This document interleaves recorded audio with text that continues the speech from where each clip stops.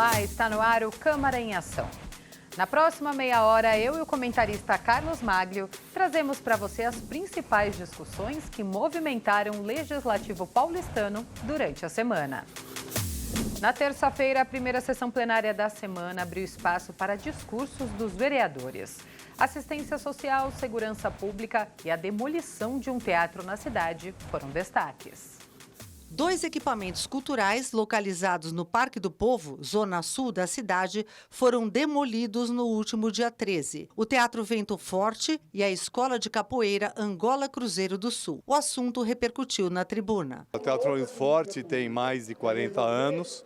Ele foi palco de espetáculos importantíssimos, principalmente teatro infantil. Ele foi, inclusive, preservado quando houve a abertura do Parque do Povo e estava lá, infelizmente, por insensibilidade da Prefeitura, especificamente da Secretaria do Verde e do Meio Ambiente, ele foi demolido com retroescavadeiras, com tudo dentro. Então a gente vê um piano destruído, a gente vê cacos de objetos, figurinos misturados com cimento retorcido, ferro. Se matou um pouco da história do teatro e da cultura de São Paulo, destruída, né, pela própria Prefeitura. É lamentável e eu entendo, inclusive, que se a Prefeitura entendesse, a Secretaria, que a gestão do teatro não dava conta da sua manutenção, né, de ter atividades permanentes como deveria ter, era perfeitamente possível estabelecer um diálogo com a classe teatral de São Paulo, né, inclusive, eventualmente, outros grupos poderiam, através de edital, assumir a gestão daquele local. Era um bem tombado pelo Condefat e pelo Compresp, e esta casa de capoeira de Angola, Cruzeiro do Sul, do Mestre Meinha. O Mestre Meinha é um dos mestres de capoeira mais antigos aqui da nossa cidade. Era um lugar onde tinha todos os equipamentos de capoeira dele, coisas muito antigas, inclusive santos que tiveram a cabeça cortada, caracterizando o racismo religioso. E eu fui lá no lugar, eu vi as imagens da destruição e é inadmissível. Nós vamos entrar judicialmente contra a Prefeitura, porque se é um bem tombado, eles não poderiam jamais chegar lá e destruir tudo. Aliás, para chegar em qualquer lugar, precisa de um mandato de justiça. Eles entraram lá sem avisar. Foi pego de surpresa, então isso não pode acontecer. Uma melhor estrutura nas piscinas públicas da cidade foi também comentado em plenário. Estamos vivendo emergência climática e piscina pública, além de ser um espaço de lazer, é também um espaço importante para a gente lidar com as altas temperaturas que a gente está vivendo. O rei inaugurou a piscina do Pacaembu. Eu cresci lá, fiz natação lá na minha vida, mas a piscina não é acessível. Ela não tem escadinha para sair nem entrar, ou seja, pessoas idosas que querem nadar, e tinha bastante gente ali nadando, não consegue sair, as crianças também não. E aí, pior, acho, que era a falta de acessibilidade para a população com deficiência. Então, eu não vi nenhuma rampa de acesso para entrar. As mulheres têm que entrar por dentro do vestiário, que é uma escada. Então, não dá, em 2025, para a gente reabrir um espaço tão relevante para a nossa cidade, sem garantir que todas as paulistanas e paulistanos possam ter acesso, aproveitar, se divertir e se exercitar, né? A gente tem 29 piscinas que estão abertas, espalhadas pela cidade, 27 que estão fechadas, e a gente está pedindo, então, para a Prefeitura acelerar. Algumas estão por reforma, né, para acelerar esse processo, para devolver de volta à população o direito delas. E a gente tem alguns céus que também tem piscina e que a população também pode usar no final de semana, se não me engano, é das 8 às 20, e que faz muita diferença, em especial para a periferia, onde a gente tem menos espaços de lazer e a população precisa e tem direito. Ainda no pequeno expediente, a necessidade da implantação de uma frente parlamentar em defesa da assistência e do desenvolvimento social na cidade para estabelecer uma rede de apoio mais assertiva para a população. Para que a gente tenha um espaço de articulação, de debate de políticas públicas, de fiscalização das políticas e, mais do que isso, para a gente se debruçar efetivamente naquelas que são prioridades da assistência que hoje não podem mais deixar de ser debatidas. Nós precisamos de uma assistência social, hoje, pelo menos de 5% do orçamento para assistência assistência. E isso vai ter impacto aonde? Na melhoria dos equipamentos, na melhoria da assistência e do atendimento à população e, fundamentalmente, na motivação dos nossos servidores. Melhores condições de trabalho para os trabalhadores, melhores condições para quem é atendido, fazendo a população participar e, mais do que isso, garantir recurso. Sem recurso, a gente não faz uma assistência forte na cidade de São Paulo. A situação da segurança pública na cidade foi questionada pela líder do Partido Novo. Hoje o que está acontecendo é que o cidadão de bem é que está preso. A gente é que está guardado dentro da nossa casa, sem chance de sair para caminhar com nossos filhos, fazer nosso exercício físico, passear com nossos cachorros, ir comprar um pão, ir à feira livre. A gente está com medo, a população está com medo. E só tem uma forma de fazer com que a população volte a ocupar as ruas. Que bandido, criminoso, tem que estar preso, tem que estar sem a sua liberdade para conviver com sua família, para fazer as coisas que coisam. Porque gente que comete esse tipo de delito não tem direito de estar na rua. O primeiro vice-presidente, João Jorge, informou que na próxima quinta-feira o plenário vai iniciar a análise dos vetos do Executivo aos projetos de lei. Nós temos 635 vetos a serem apreciados. Vetos desde 2006. Tomamos a seguinte decisão, senhor presidente, como experiência, já nesta quinta-feira, nós colocaremos 50 em pauta. 50. Se 50 for pouco, a gente aumenta para a semana que vem, né? Se for muito, a gente diminui. Sempre às quinta-feiras, depois de pequeno expediente e comunicado de liderança, conforme foi acordado hoje em colégio de líderes.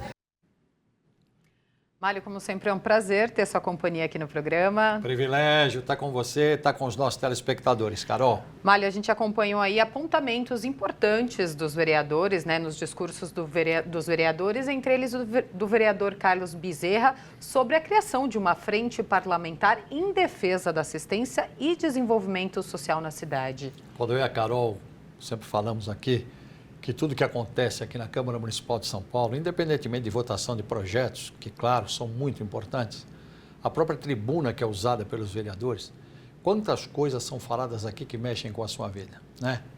E essa questão da assistência social é uma delas, que foi levantada pelo vereador Carlos Bezerra Júnior. Ou seja, está se tentando montar uma frente parlamentar. O que é uma frente parlamentar? A frente parlamentar é uma frente, por exemplo, formada por vereadores, suprapartidária, que ela tem a seguinte característica: vamos chamar todos os agentes para conversa, principalmente nessa questão da assistência social. O vereador é muito assertivo quando ele fala que pelo menos 5% do orçamento tem que ser, no caso, reservado para a questão de assistência social. São Paulo é uma cidade que carece e que o poder público faça o possível para atender às necessidades sociais. A assistência social é muito importante em São Paulo. E acontece uma questão que o vereador enfatiza, que é bem importante. Além de você chamar a sociedade civil, você chamar os agentes públicos, executivo, os próprios parlamentares, os vereadores reunidos, para se buscar soluções e melhorias, não só para o atendimento daquele que necessita de assistência social, ou daquela que necessite de assistência social, como também do funcionário que está prestando esse tipo de serviço. Porque é uma infinidade de funcionários que são contratados pela prefeitura, e veja que a frente parlamentar, ela contempla até isso. De repente, melhorar as condições de trabalho dessas pessoas que estão do outro lado da mesa. Então, é muito importante isso. As frentes parlamentares, elas são instituídas em nível nacional, muitas vezes, porque a partir do momento que existe um parlamentar, Câmara Federal, Senado, Estadual, Assembleia Legislativa, é possível você chamar os parlamentares e realizar essa frente, tratando, evidentemente, de problemas que assolam a sociedade, como é o caso da assistência social, que a gente vê que muita gente precisa disso na nossa cidade, né, Carol? E a gente sempre fala aqui que a população pode dar sugestões, pode até criar um projeto de lei, apresentar um projeto de lei, e essa frente vai ajudar muito nessa questão da assistência e desenvolvimento social, até para novas políticas públicas na cidade, né, Mário? Para a gente desenvolver novas políticas públicas. Nós temos muita força, nós, população, nós, cidadãos, nós temos muita força. Só para vocês terem uma ideia, existem iniciativas populares que se transformam em leis. E vou dar um exemplo aqui, que é em nível nacional, ficha limpa. Ficha limpa começou quando? Onde? De uma iniciativa popular, de acolhimento de assinaturas e uma série de outras coisas. Então veja como é importante participar. Por isso que eu e a Carol sempre falamos, tem audiência pública? Vem para cá, vem comparecer. Participa pela internet. Acompanha o processo legislativo como? Hoje, você tem ferramentas importantes que a Câmara Municipal de São Paulo dá para você fazer isso. É só você entrar em sãopaulo.sp.leg.br, você tem uma infinidade de informações e de como você participar efetivamente, através de audiências públicas e uma série de outras coisas. Você pode mandar por formulário digital, sem precisar sair de casa. Então tem que acompanhar. Quanto mais você acompanhar, mais os vereadores terão força para te defender. Tanto homem, mulher e até falando pelas crianças também, porque as atividades aqui, elas contemplam muitas vezes as crianças. A gente sabe disso, tantos projetos. Não é verdade, Carol? Exatamente. A gente vai continuar comentando tudo o que rolou na Câmara esta semana, mas a gente vai para um rápido intervalo e no próximo bloco você confere os detalhes dos debates da sessão plenária da última quarta-feira. Fique com a gente, o Câmara em Ação volta em instantes.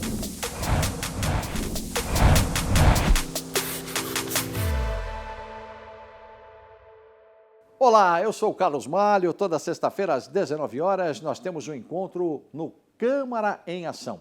Um resumo com as principais notícias da Câmara Municipal de São Paulo. Mas você pode acessar nossa playlist no YouTube. É só você apontar o QR Code do seu celular e se inscrever. Rede Câmara, sua conexão com a política da cidade.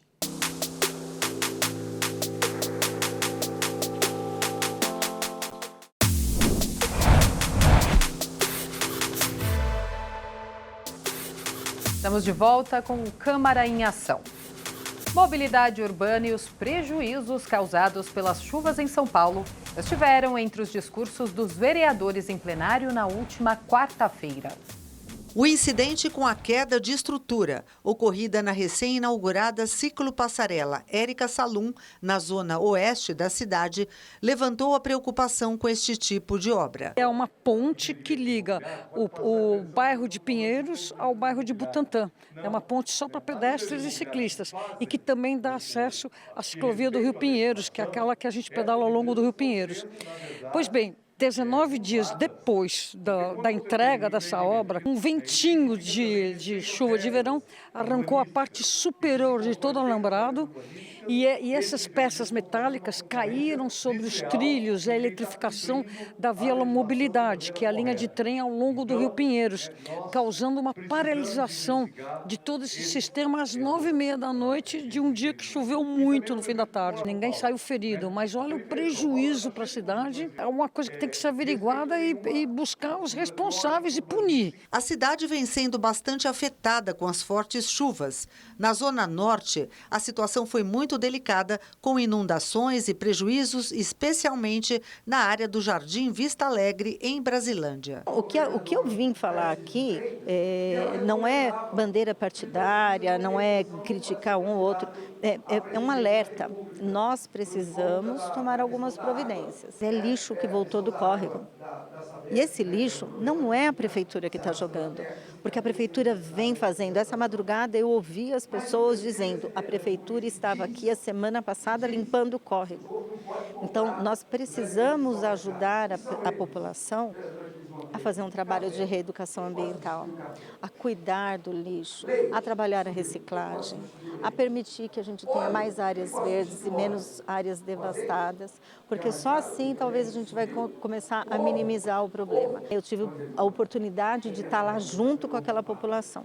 Então, declarar aqui a minha solidariedade a eles, que eu vi com os meus próprios olhos o sofrimento deles e os prejuízos que eles tiveram. A importância de derrubar um veto do Executivo de um projeto que será apreciado na sessão desta quinta-feira, que diz respeito à causa animal, também foi tema na tribuna. É de extrema importância para a causa animal, é o PL 500 de 2015, do nosso colega Alessandro Guedes. Lembrando que pessoal, a causa animal ela é apartidária, tá? Então tudo que for de bom para a população e para os animais, seja de direita, seja de esquerda, com certeza nós estaremos presentes. Qual que é a ideia basicamente? É fazer com que dentro de cada subprefeitura, que nós temos hoje 32, tenha um centro de atendimento veterinário. Houve também manifestações diversas da esquerda e da direita sobre o indiciamento do ex-presidente Jair Bolsonaro pela PGR, Procuradoria-Geral da República, por tentativa de golpe de Estado, com relação aos crimes ocorridos em 8 de janeiro de 2023, na capital federal. A acusação segue para o STF, Supremo Tribunal Federal, que decide se aceita ou não a denúncia. O que a gente sabe é que isso é uma grande ilusão. Eu quero que eles mostrem qual é o crime que o presidente Bolsonaro cometeu. Agora a gente tem um descondenado que afundou o Brasil, que afundou a Petrobras e que retiraram ele da prisão para ele concorrer à presidência da República. Então o futuro é nosso, tá? É um absurdo que o Brasil vive hoje, é um absurdo a economia e tudo que nós enfrentamos hoje. Não resta dúvida que o Bolsonaro cometeu crime, atentado contra a democracia. Então hoje eu falei na tribuna e fiz a denúncia de que ele precisa ser preso para pagar pelos crimes que cometeu. A gente tem que mostrar que a justiça funciona e prende inclusive um ex-presidente da República que atentou contra a vida de outros 3 cidadãos, o presidente Lula, o vice-presidente Geraldo Alckmin e o ministro do Supremo Alexandre de Moraes.